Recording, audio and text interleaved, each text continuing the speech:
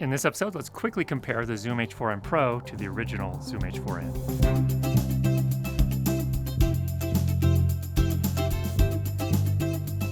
In this quick comparison here, we're not going to go into every single feature on the Zoom H4n Pro. It's very much similar to the Zoom H4n. There are just a couple of highlights I wanted to point out.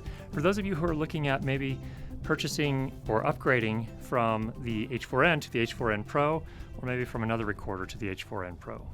So first of all, what's new in the H4n Pro versus the original H4n? Number one, and the most important change, is the preamplifiers. The new preamplifiers are based on the same design as the Zoom H5 and the H6 preamplifiers. So that means they provide a lot more clean gain, which means that you're going to get cleaner recordings, and you can use microphones that were kind of tough to use with the H4n, like, for example, the RØDE NTG2, which is a very popular mic amongst enthusiast filmmakers. H4n Pro also has a much better screen. The backlight is now white instead of amber. It's a lot easier on the eyes. It's a lot easier to see what's going on. There are also now locking XLR plugs. That means that you won't accidentally pull out your cable while you're in the middle of a shoot. Control layout is exactly the same, so if you know how to use the H4n, you'll be right at home with the H4n Pro. The only difference is the buttons are shaped a little bit differently, but they seem otherwise pretty much identical.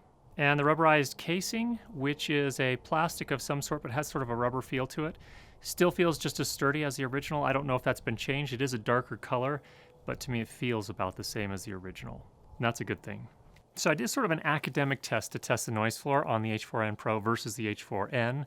And what I did is I sent a 1 kilohertz signal out of my Tascam recorder into the H4n, into the H4n Pro, and I changed the gain level on each of those until we got the peak at minus 12 dB. Then when we had that set up, I removed the cable from the Zoom H4n and the H4n Pro and just recorded with no microphones connected to them from the XLR inputs. So really all I was recording there was the microphone preamplifier's self-noise. What I found was that the H4n noise floor sat at minus 88 dB, whereas the H4n Pro's noise floor sat at minus 92 dB. So there is a significant improvement there. That's 4 dB.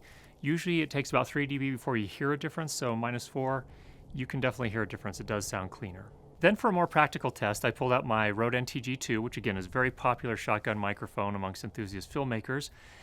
And the thing about that microphone is while it sounds great, it needs quite a lot of gain.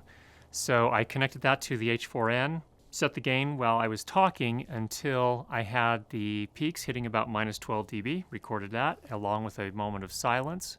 Did the same thing for the H4n Pro. Now, to get the peaks to hit minus 12 dB, on the H4n, I had to increase the input level till it was at 69 out of 100, whereas on the H4n Pro, I only had to go up to 54, so clearly it's already providing more gain than the original H4n.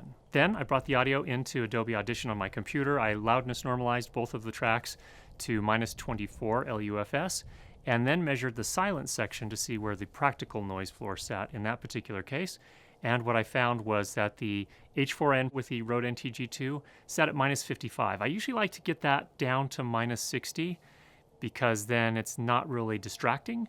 So that was a little on the noisy side, and why I've not necessarily recommended that combination in the past, the H4n and the RØDE NTG2. However, good news on the H4n Pro side, same exact setup, loudness normalized to minus 24 LUFS, and then I found the noise floor sat at minus 63 dB. So a substantial improvement of about 8 dB. So definitely a big improvement on Zoom's part for the preamplifiers in the H4n Pro. You're now listening to the Zoom H4n Original, and again, we are recording with the RØDE NTG2 shotgun microphone, boom, just out of frame here. We have the recorder set up to an input level of 69 out of 100. And that's what we had to get it to get our peaks hitting about minus 12 dB on the meter, which is usually where I like to record.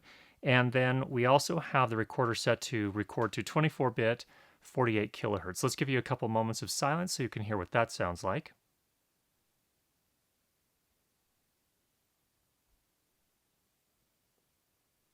And again, like before, the only processing we did with this audio file out of the recorder was to normalize it to minus 24 LUFS. You're now listening to the Zoom H4n Pro, recording with the RØDE NTG2 shotgun microphone, which is boom just out of frame here, so that you can hear what this sounds like. We've taken this straight out of the recorder with no processing aside to normalize it to minus 24 LUFS, which is a standard loudness for US television broadcast. Let me give you a few moments of silence here so you can hear what it sounds like. Of course, it's going to pick up the room ambiance, but this will give you a good sense for what you can expect if you can record in a relatively quiet situation.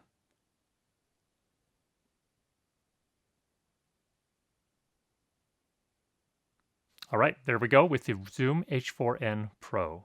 Some people in other reviews complained of extraordinarily long boot up times of the H4n Pro, and it's pretty much identical to the H4n from what I can tell. If you have not formatted the card in the H4n or the H4n Pro and you turn it on, the first time it is going to take quite a long time for it to boot up because it's trying to figure out what's going on with the card. As soon as you format it, it's a little bit more reasonable. So in that case, it takes about 13 seconds from the moment you turn it on till it's ready to start recording. So is that a long time? It's a little bit longer than I'd like, but it's totally workable. Now, one thing people will ask, can I feed instead of recording to the H4n, can I use it like an audio adapter? That is to say, plug in an XLR microphone and then feed a line out, 3.5 millimeter out, to your DSLR or mirrorless camera? And the answer, of course, is yes, you can do that as well. How is it in terms of battery life? I hooked up the RØDE NT-G2 to the H4n Pro with 2 fresh alkaline batteries. So these are just disposable AA batteries. And I got about 5 hours and 45 minutes of record time at 24-bit 48 kilohertz.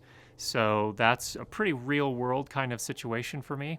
And that seems like really good battery life. If you change it to endurance mode, you can get much longer. It'll actually drop the sample rate and the bit depth down a little bit to 16-bit 44.1 kilohertz, but you can record for a lot longer. Now, if you're looking at this for the first time and you're trying to figure out, should I pay that extra $20 right now at the time of the review here, there's a $20 difference between the two from the H4n to the H4n Pro. I would say absolutely spend the extra $20. You will not regret it. The preamplifiers are so much better. The screen is better. It's definitely worth the $20. Now, I like the H4n Pro. However, if it were up to me, I'd probably save up an additional $50 and go for the Zoom H5.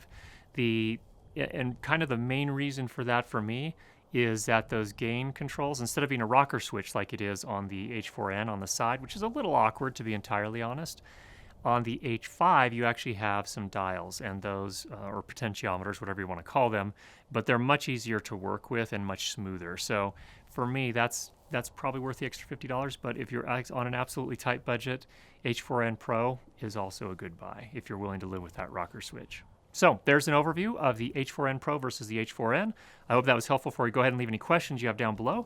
And if you've not already subscribed, make sure you do that. And we'll be sure to get you more great videos on how to improve your lighting and sound for video. Talk to you soon.